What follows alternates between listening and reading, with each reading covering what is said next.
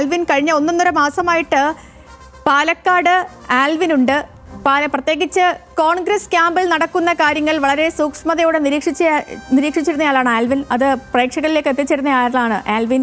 ഇന്നത്തെ ഒരു വിജയം, അതായത് താമരക്കോട്ടകളിൽ പോലും കടന്നു കയറി അവരെയെല്ലാം നിഷ്പ്രഭമാക്കിയുള്ള രാഹുൽ മാങ്കൂട്ടത്തിൻ്റെ ഈ ഒരു വിജയം, അതായത് പ്രതിപക്ഷ നേതാവ് വി ഡി സതീശന്റെ തന്ത്രങ്ങൾ ഫലിച്ചു എന്ന് വിലയിരുത്താം.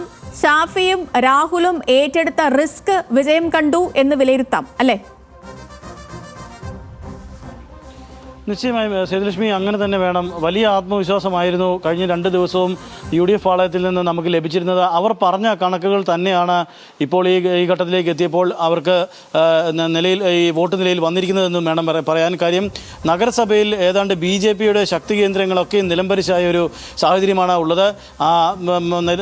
നഗരസഭ കേന്ദ്രീകരിച്ച് വരികയാണെങ്കിൽ ഏതാണ്ട് 6000-ലധികം വോട്ടുകൾ UDFന് ലീഡായി ലഭിച്ചു എന്നുള്ളത് ഏറ്റവും ശ്രദ്ധേയമായ കാര്യമാണ്. അവർ നേരത്തെ തന്നെ അത് പറയുകയും ചെയ്തിരുന്നു. കൽപ്പാത്തി അടക്കം പുത്തൂരടക്കം ഉള്ള സ്ഥലങ്ങൾ, ഈ പ്രദേശങ്ങളിലൊക്കെയും BJPയുടെ വോട്ടുകൾ വല്ലാതെ ഇടിഞ്ഞു വീണു.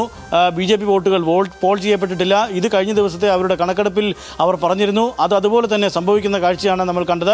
അതേസമയം പാലക്കാട് സൗത്ത് പോലുള്ള ഏരിയയിൽ വലിയ തോതിൽ മുന്നേറ്റം ഉണ്ടാക്കാൻ UDFന് കഴിഞ്ഞു എന്നുള്ളത് ഏറ്റവും ശ്രദ്ധേയമാണ്. അതും കണക്ക് പ്രകാരം പറയുകയാണെങ്കിൽ അവർ നേരത്തെ പറഞ്ഞിരുന്നതാണ്. പിന്നീടെത്തിയാൽ പിരായിരി പഞ്ചായത്താണ്.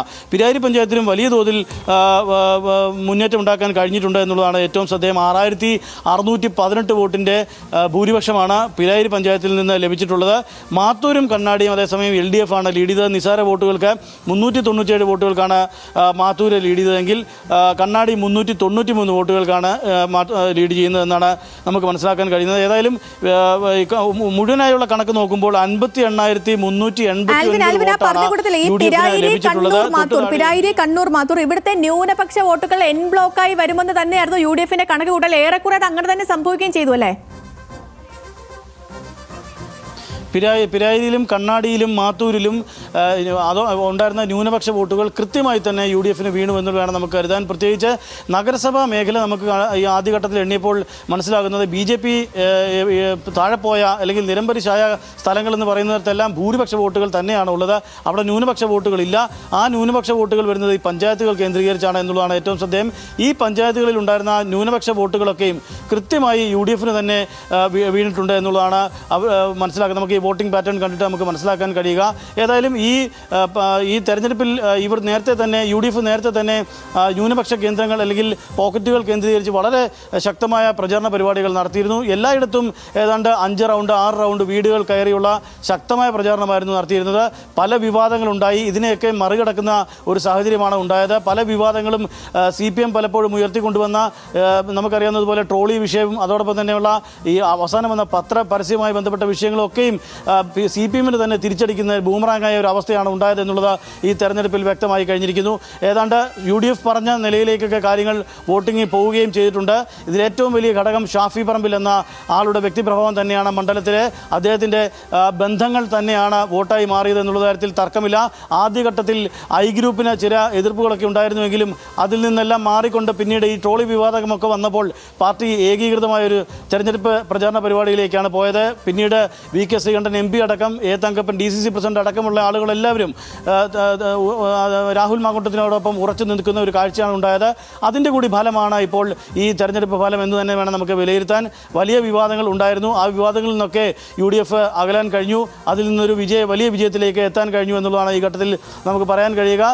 പ്രത്യേകിച്ച് ന്യൂനപക്ഷ വോട്ടുകൾ വളരെ കൃത്യമായി തന്നെ UDFനെ സഹായിച്ചു എന്ന് വേണം നമുക്ക് ഈ ഘട്ടത്തിൽ മനസ്സിലാക്കാൻ. അതോടൊപ്പം തന്നെ BJPയുടെ ഭൂരിപക്ഷ വോട്ടുകൾ BJPയുടെ പോക്കറ്റുകളിൽ ഉണ്ടായിരുന്ന വോട്ടുകളെല്ലാം തന്നെ BJPക്ക് നഷ്ടപ്പെട്ടു എന്നുള്ളതാണ്. ഒരു ഘട്ടത്തിൽ BJP 3ാം സ്ഥാനത്തേക്ക് പിന്തള്ളപ്പെടുമോ എന്നുള്ള ഒരു നിലയിലേക്ക് കാര്യങ്ങൾ എത്തിയിരുന്നു ഏതാണ്ട് കണ്ണാടി പഞ്ചായത്തേക്ക് വരുമ്പോഴേക്കും. പക്ഷേ ഏതാണ്ട് 2090 വോട്ടുകളുടെ വ്യത്യാസം മാത്രമാണ് LDF സ്ഥാനാർത്ഥി P സരിനും BJP സ്ഥാനാർത്ഥി C കൃഷ്ണകുമാറും തമ്മിലുള്ളത് എന്നുള്ളത് ഏറ്റവും ശ്രദ്ധേയമാണ്. അതുകൊണ്ട് തന്നെ BJPയുടെ നില പരിതാപകരമായ ഒരവസ്ഥയിലേക്കാണ് പോയത്. UDF ആദ്യം മുതൽ തന്നെ പറഞ്ഞിരുന്നത് UDFും BJPയും തമ്മിലാണ് മത്സരം എന്നുള്ളതാണ്. ഇതിനിടയിൽ മറ്റൊരു അഭിപ്രായവുമായി കെ മുരളീധരൻ അടക്കമുള്ള നേതാക്കൾ വന്നെങ്കിലും പിന്നീട് വീണ്ടും വി ഡി സതീശൻ പ്രതിപക്ഷ നേതാവ് അടക്കം പറഞ്ഞിരുന്നത് BJP-യുമായാണ് ഈ മത്സരം. പാലക്കാട്ടെ ഉപതെരഞ്ഞെടുപ്പിൽ BJP-യുമായാണ് UDF മത്സരിക്കുന്നത്. അത് കൃത്യമായി തന്നെ ആ മത്സരം അങ്ങനെ തന്നെ വരുന്നു.